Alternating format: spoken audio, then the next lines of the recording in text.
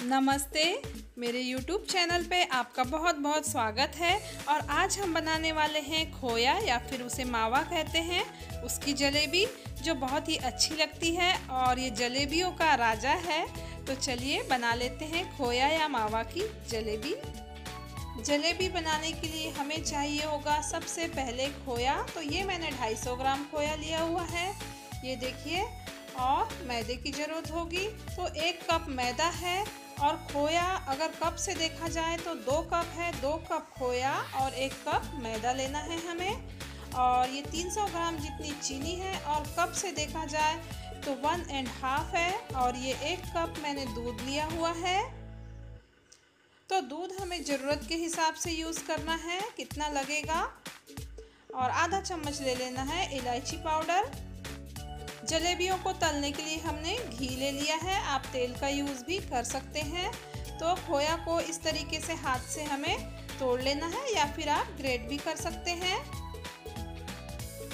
देखिए mixer jar में मैंने डाल दिया है सारा खोया। अब इसमें मैं मैदा भी डाल देती हूँ। अब हम डालेंगे दूध। तो दूध अभी मैं आधा ही डाल के देखती हूँ, फिर ज़रूरत होगी तो फिर और डालेंगे, क्योंकि जलेबी का बैटर बहुत ज़्यादा पतला नहीं होना चाहिए। अब हम इसे ग्राइंड करेंगे और बंद चालू करते हुए ग्राइंड आपको करना है। तो देखिए दूध और लगा, मैंने इसमें दूध डाल दिया, फिर भी ये बहुत गाढ़ा है। तो थोड़ा सा मैं पानी डाल देती हूँ इसमें और फिर से इसे हम ग्राइंड कर लेंगे। तो ये देखिए इस तरीके का एक थिक पेस्ट तैयार हुआ है और इतना ही गाढ़ा आपको रखना है। अगर आप ज़्यादा पतला कर देंगे तो आपकी जलेबियाँ तेल में जाके फैलने लगेगी या फिर घी में जाके फैलने लगेगी।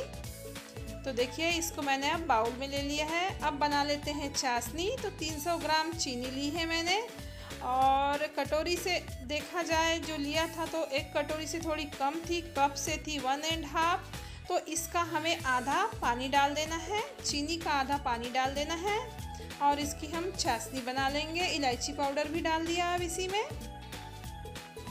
और इसकी चाशनी हमें बहुत ज़्यादा गाढ़ी नहीं चाहिए, बस चिपचिप हो ऐसी ही चाहिए। तो चेक कर लेते हैं। तो चिपचिप होने लगी है हमारी चाशनी। इसमें तार वार नहीं चाहिए, बस हाथों में चिपचिप होने लगे ऐसी ही चाहिए। चाशनी अब रेडी है। अब हम तैयारी कर लेते हैं जलेबी कैसे बनाएं उसकी। तो देखिए यहाँ पे मैंने एक कैरी बैग लिया है, छोटा सा है और मोटा वाला लीजिएगा, या फिर आप रेडीमेड कोन भी ले सकते हैं। रेडीमेड कोन भी अवेलेबल है। तो देखिए इस तरीके से ग्लास के ऊपर इसे रख दीजिए अच्छे से सेट करके। और इसमें हम बैटर डाल देंगे अब जलेबी का। तो जलेबी का बैटर मैं इसमें डाल देती हूँ। इस तरीके से आप भी डाल लीजिएगा। और बैटर इतना ही गाढ़ा रखना, पतला बिल्कुल नहीं करना, नहीं तो जलेबियाँ अच्छी नहीं बनेगी। अब हम इसको एक कोन का शेप देते हैं, देखिए। और ऊपर से मैं रबर बैंड लगा दूंगी।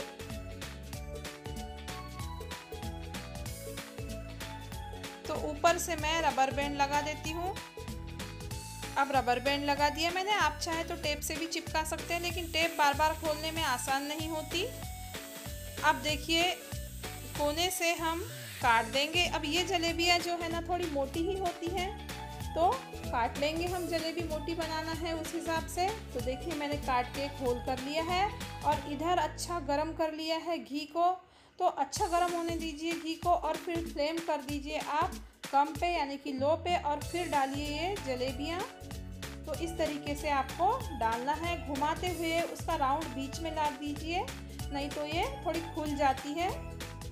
तो इस तरीके से हम जलेबियाँ बना लेंगे।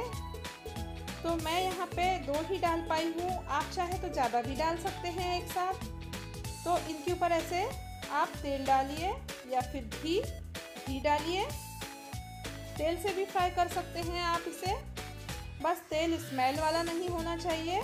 और अलटते पलटते हुए हम इनको डार्क ब्राउन करेंगे, जैसे हम गुलाब जामुन को करते हैं। अब मैं इसमें और जलेबियाँ डाल देती हूँ, क्योंकि कढ़ाई में बहुत जगह है अभी। तो देखिए इस तरीके से हमें डालना है। स्लो रखिए फ्लेम, फिर आप बढ़ा दीजिएगा। मीडियम टू लो फ्लेम के बीच आप फ्राई कर लीजिए, तो ये अंदर तक अच्छे से सीख जाएंगी, अच्छे से फ्राई हो जाएंगी। हाई फ्लेम पे आप फ्राई कर लेंगे तो अंदर से कच्ची रह जाएंगी और ऊपर से जल जाएंगी। देखिए इस तरीके से इसके ऊपर घी डालते रहिए। और साथ ही पहले वाली जलेबियों को भी हम पलट देते हैं, इनको भी अल्टी पल्टी करते रहना है। और अभी जो डाला है वो जब तक नीचे से थोड़ी सीख न जाए, इनको हमें नहीं पलटना है। जब वो थोड़ी फ्राई हो जाएगी, सीख जाएगी नीचे से, तब पलटेंगे हम उनको। और देखिए बहुत ही अच्छी फूली है और इसमें खाने का सोडा या बेकिंग सोडा कुछ भी डालने की ज़रूरत नहीं है। बस आप बैटर बहुत ज़्यादा पतला मत करना, गाढ़ा होगा तो चलेगा, गाढ़े से बिल्कुल नहीं बिगड़ेगी। लेकिन पतला अगर हो गया ना तो जलेबियाँ बनेगी ही नहीं और घी में जाके फैलने लगेगी, आपका सारा घी खराब हो जाएगा। देखिए अब मैंने दूसरी जलेबी जो डाली थी उनको भी पलट दिया है। अब पहले जो जलेबियां हमने डाली थी वो फ्राई हो गई हैं, उनको निकाल लेते हैं। और फिर से जगह खाली हो गई तो फिर दूसरी जलेबियां हम डाल सकते हैं, या आप एक साथ भी ज़्यादा डाल सकते हैं। तो ये मैं निकाल लेती हूँ। अब इनको भी पलट देते हैं। इनको भी वैसे ही डार्क ब्राउन हमें फ्राई कर लेना है। ये जलेबियाँ काली ही होती हैं, होती तो काली हैं लेकिन स्वाद इनका बहुत ही लाजवाब है। आप एक बार खाएंगे तो बार बार खाना पसंद करेंगे। देखिए इनको भी हम निकाल लेते हैं, ये भी डार्क ब्राउन हो गई हैं। अब हमारी चाशनी भी यहाँ रेडी है। तो जो जलेबियाँ हमने फ्राई कर ली हैं उनको हम चाशनी में डिप कर देते हैं 4-5 मिनट के लिए। तब तक हम दूसरी फ्राई कर लेंगे। अंदर तक अच्छे से इसमें शुगर सिरप जो बनाया है हमने चाशनी वो चले जाएगी। तो ये जलेबियाँ हमारी फ्राई हो गई थी, इनको डाल दिया है। चलिए अब दूसरी जलेबी हम फ्राई कर लेते हैं। तो बस उसी तरीके से हमें और डालना है। और अगर आप परफेक्ट इसी तरीके से बनाएं तो बहुत ही आसान है, बिल्कुल आपकी जलेबियां नहीं बिगड़ेंगी। तो इनको भी अल्टी पल्टी करते हुए ब्राउन फ्राई कर लेना है। और ये जलेबियां हमने बचपन में तो बहुत खाई है, मेरे दादाजी ने खूब खिलाया है। वो मार्केट से लेके आते थे, मिठाई के नाम पे ज़्यादा वो खोए की या मावे की जलेबियाँ ही लाते थे।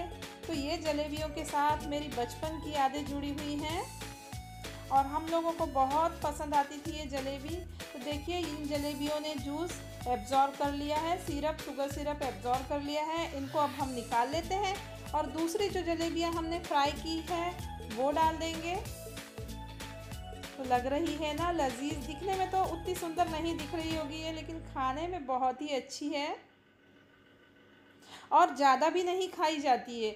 आपको मेरी रेसिपी पसंद आई हो तो कमेंट सेक्शन में कमेंट्स करके बताइए और मेरे चैनल को सब्सक्राइब कर दीजिए। Thank you.